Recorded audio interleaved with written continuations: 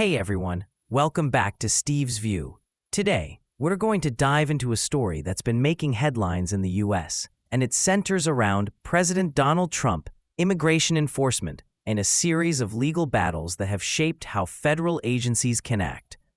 It's not just about one court case or one city.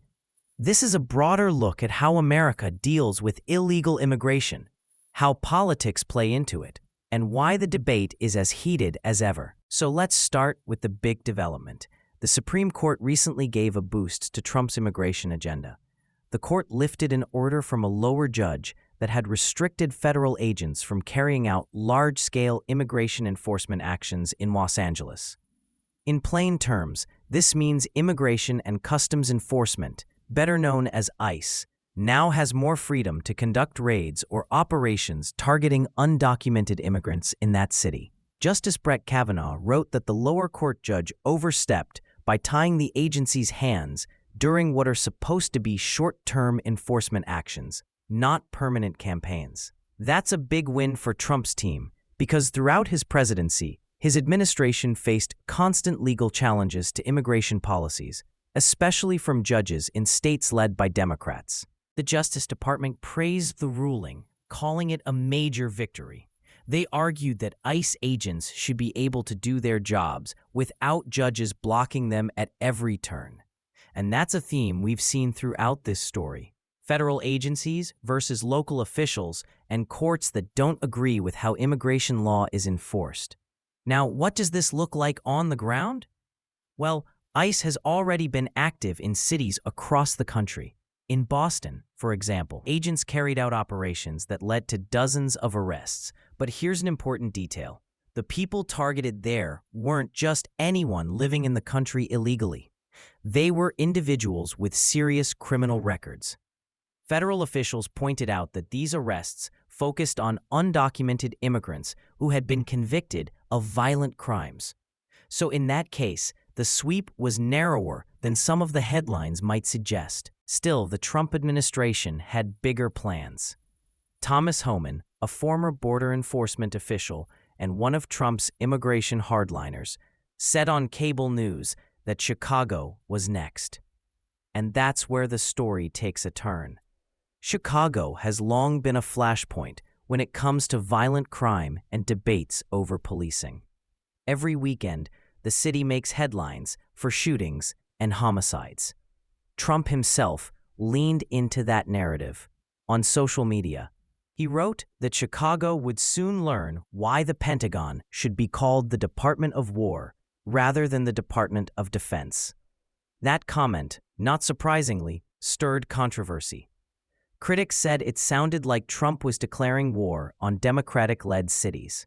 Trump later clarified, saying he wasn't talking about actual war, but about cleaning up the city and restoring safety.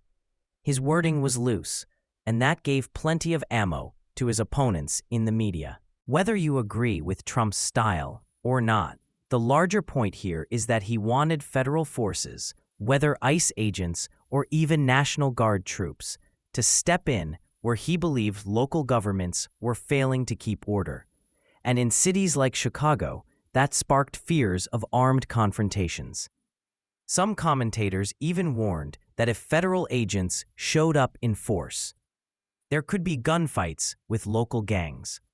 That hasn't happened yet, but the concern shows just how tense the atmosphere is when it comes to immigration enforcement and urban crime. The Department of Homeland Security added fuel to the fire when it announced a new operation in Chicago called Operation Midway. The agency framed it as a crackdown on dangerous undocumented immigrants. And to make the case for why it was needed, officials pointed to a tragic story. Earlier that year, a young man from Illinois named Abraham was killed by a drunk driver. The driver, it turned out, was an undocumented immigrant from Guatemala. Abraham and a friend were waiting at a stoplight when the man, who was intoxicated, slammed into their car. Abraham died instantly, and his friend passed away the next day.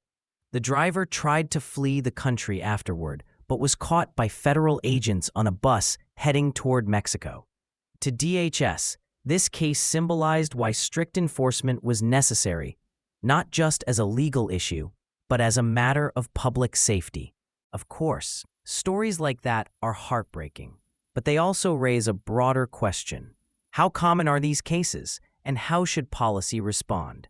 For Trump supporters, this was clear evidence that illegal immigration can have deadly consequences.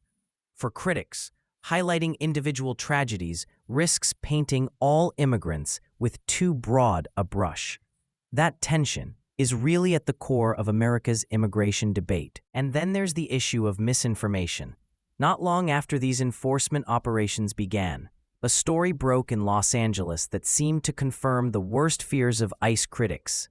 A woman claimed she had been kidnapped by ICE agents wearing masks, held in a warehouse, and pressured to sign deportation papers. Her lawyer even held a press conference, saying she was a mother of 3, a long-time resident, and a law-abiding member of the community, aside from her immigration status. The story sparked outrage. It was shared widely online, and people began donating money to her family. But federal prosecutors eventually said it was all made up. Surveillance footage showed the woman leaving the parking lot where she claimed she was abducted, getting into another car, and going about her day. Phone records showed she was in contact with friends during the time she said she was held hostage. Investigators even accused her of staging photos to look like she had been rescued.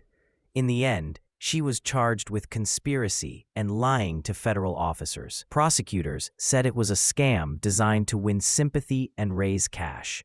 If convicted, she could face up to 10 years in prison, though realistically, legal experts say the sentence would likely be shorter. That case illustrates another part of this story.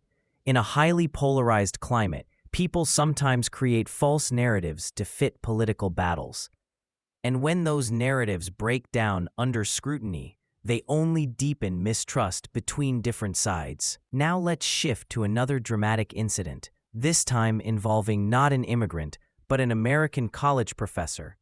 In Southern California, ICE agents carried out a raid on a marijuana farm. These kinds of farms have long been tied to illegal labor, including the exploitation of undocumented immigrants and even minors. During the raid, prosecutors say a professor from California State University, Channel Islands, threw a gas canister at the agents. His name is Michael Caravello, and he taught both math and philosophy.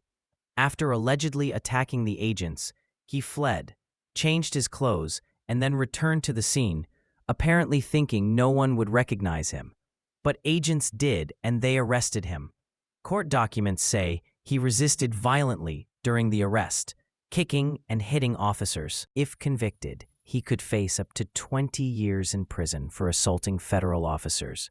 Again, experts doubt the sentence would be that long, but even the possibility shows how seriously the government is treating the case. What makes this incident even more striking is the response. Caravello's arrest prompted an outpouring of support from faculty groups and activists in California, who argued he was targeted unfairly. The California Faculty Association even posted that he had been kidnapped by ICE, echoing the same language used in the earlier kidnapping hoax. Supporters claimed he was simply helping a wheelchair-bound observer at the scene when agents pounced on him. But prosecutors painted a very different picture, pointing to his attempt to disguise himself as evidence he knew he was committing a crime. Here again, we see how the same event can be interpreted in completely opposite ways depending on political perspective. To his defenders, Caravello was a victim of heavy-handed enforcement. To federal agents, he was a violent attacker interfering with their duties. And the truth, as always, is more complicated than the slogans suggest. So where does this leave us?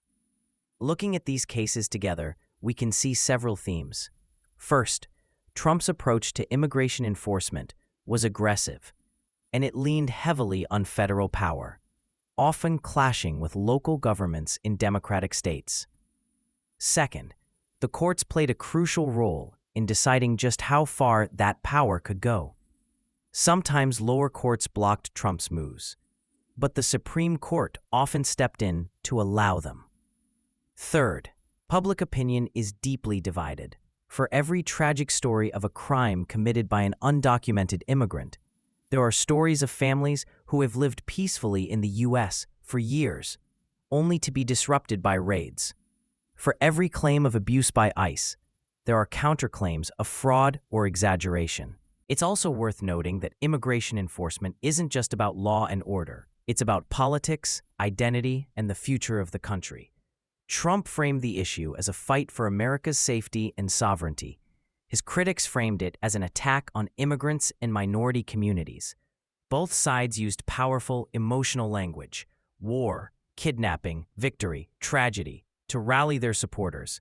And that language often made it harder to find common ground. At the end of the day, America still faces the same fundamental question: how should it balance the rule of law with compassion for people seeking a better life? How should it handle cities with serious crime problems while also respecting local autonomy? And how do you cut through the noise of political spin to figure out what's really happening? Those aren't easy questions, and they don't have simple answers. But if we step back from the rhetoric, we can see the stakes clearly. Immigration policy isn't just about who gets to stay or who has to leave. It's about what kind of country the U.S. wants to be. A country that enforces its laws strictly. A country that offers second chances, or some combination of both. So as we watch these cases unfold, from Los Angeles to Boston to Chicago, we should pay attention not just to the headlines, but to the deeper issues they reflect. Because in the long run, how America answers these questions will shape its politics, its communities, and its place in the world. That's it for today's deep dive. Thanks for sticking with me through this complex story. If you found this breakdown helpful, don't forget to like the video, subscribe to the channel, and share your thoughts in the comments. I'd love to hear what you think about immigration enforcement, the role of federal versus local governments, and where you think America should go from here. Until next time, stay informed and take care.